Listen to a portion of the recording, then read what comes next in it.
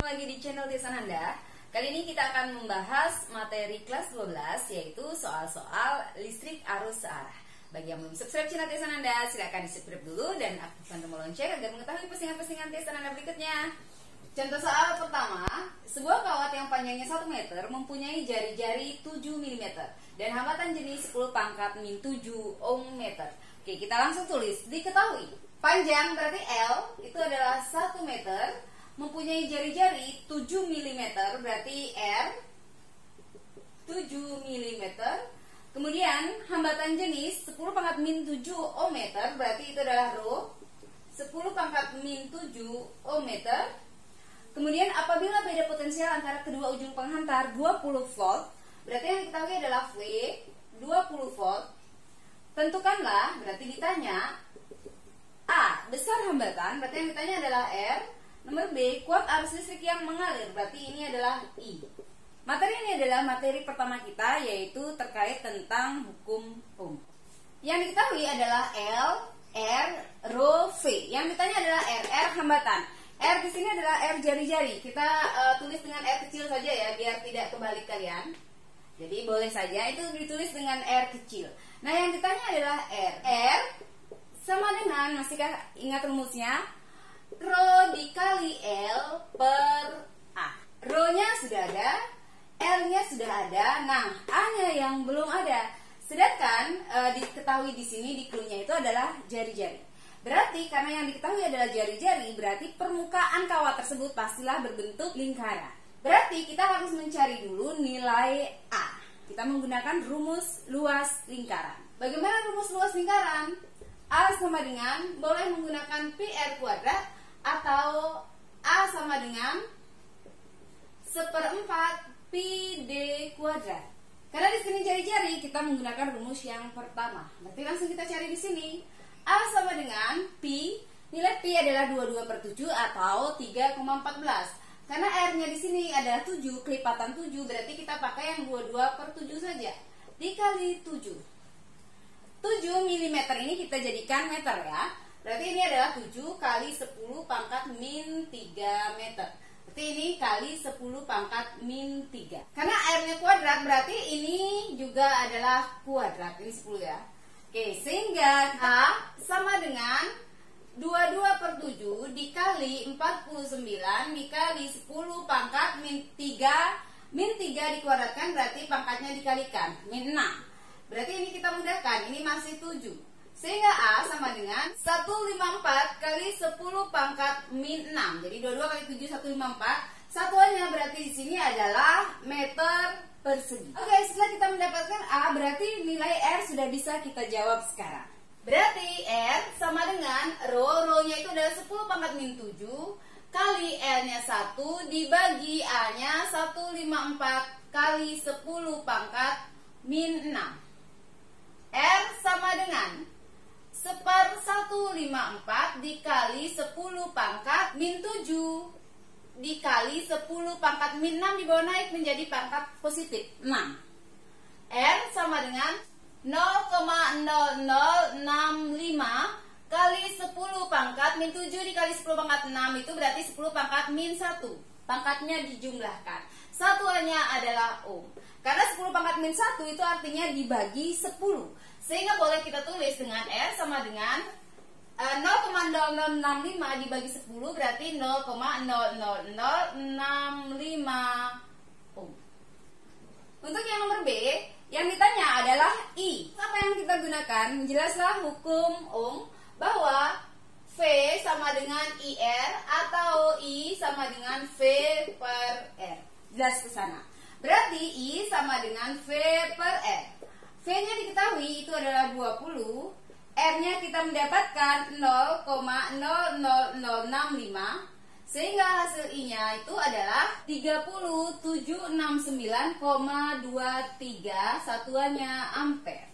Soal berikutnya, dalam suatu penghantar selama 5 menit mengalir elektron sebanyak 5,25 kali 10 pangkat 21 buah.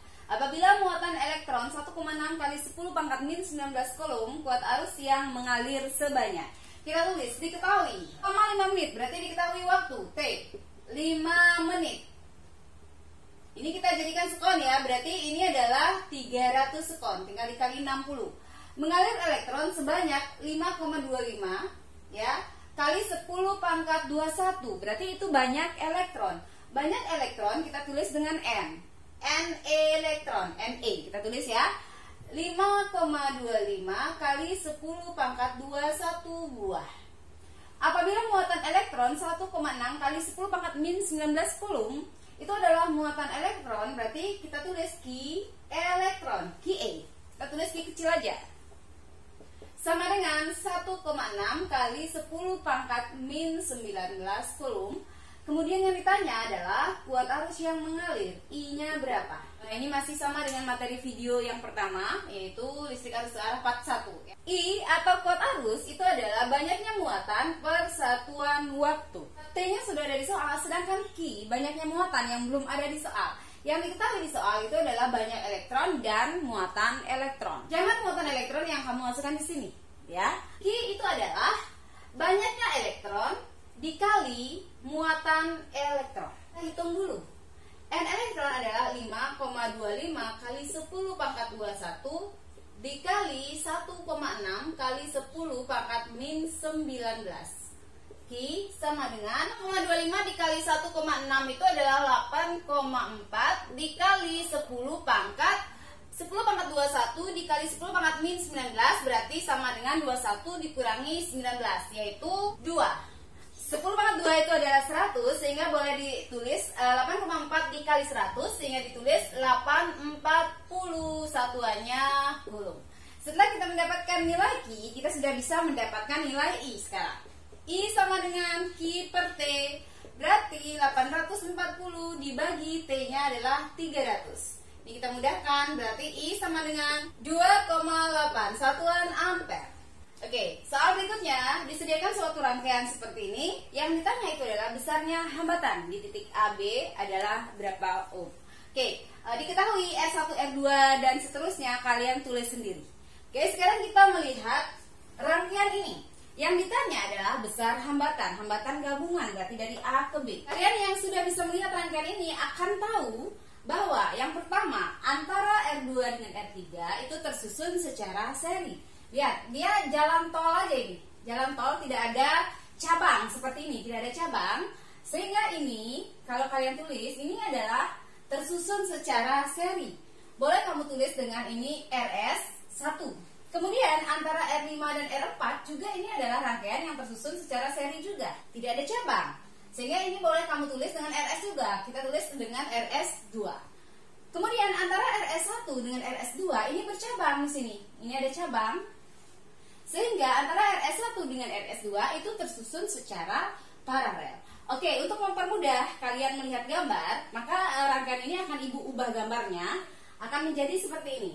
Jadi rangkaian ini, kalau Ibu rubah bentuknya bisa digambarkan seperti ini. Jadi gambar ini sama dengan ini.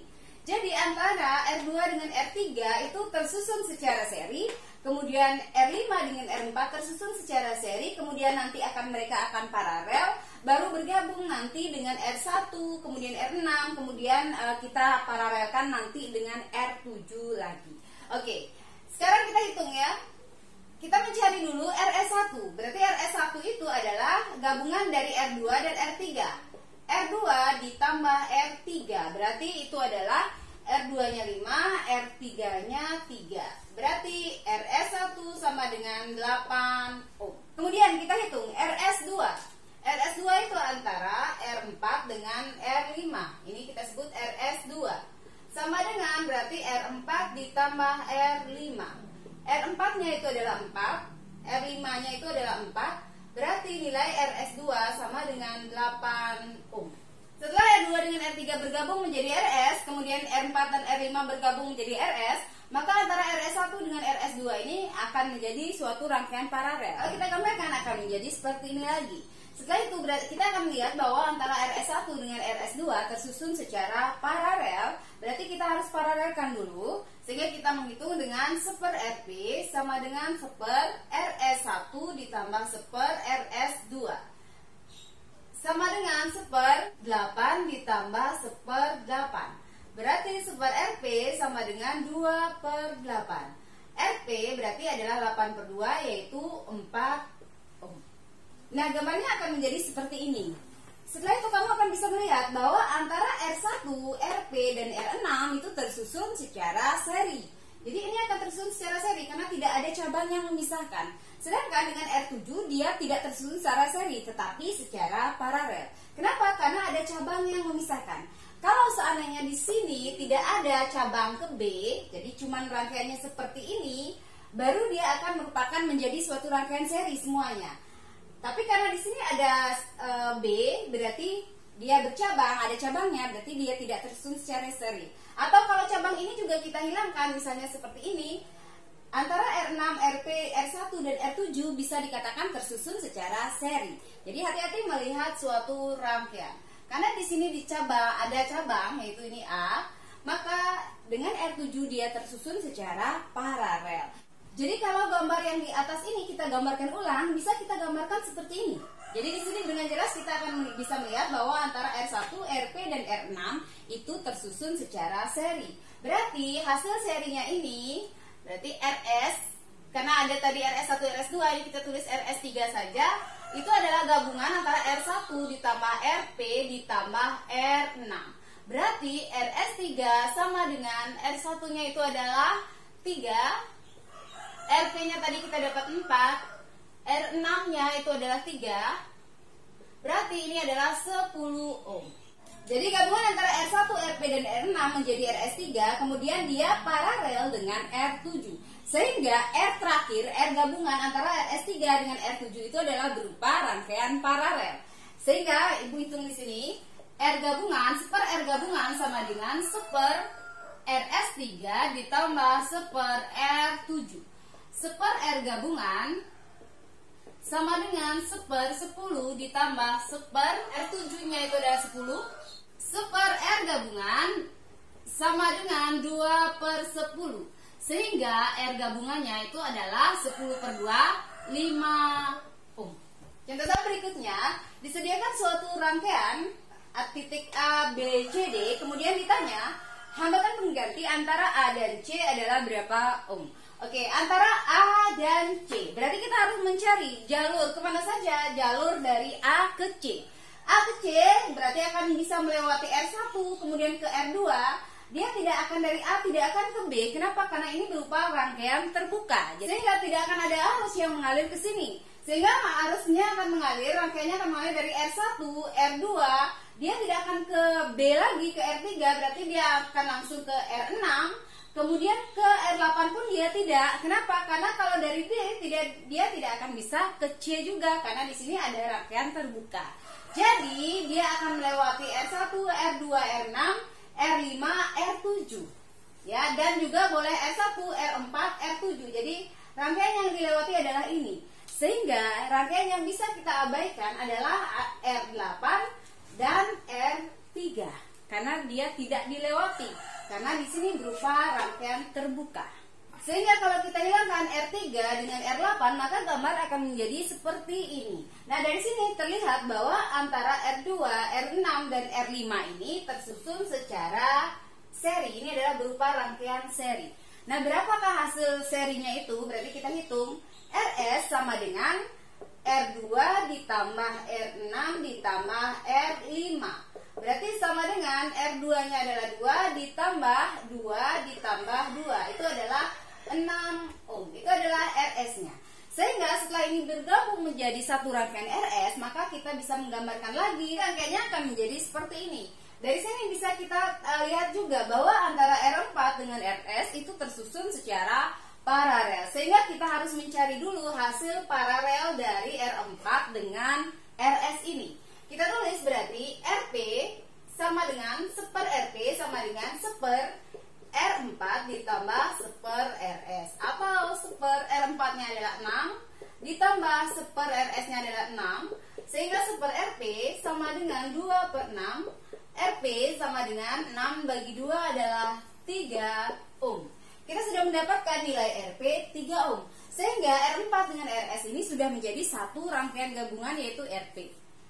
Sehingga kalau kita mau menggambarkan ulang, maka gambarnya akan menjadi sehingga R total, R gabungannya, kita tulis boleh dengan R gabungan atau R total itu berupa R seri, yaitu gabungan antara R1 ditambah RP ditambah R7.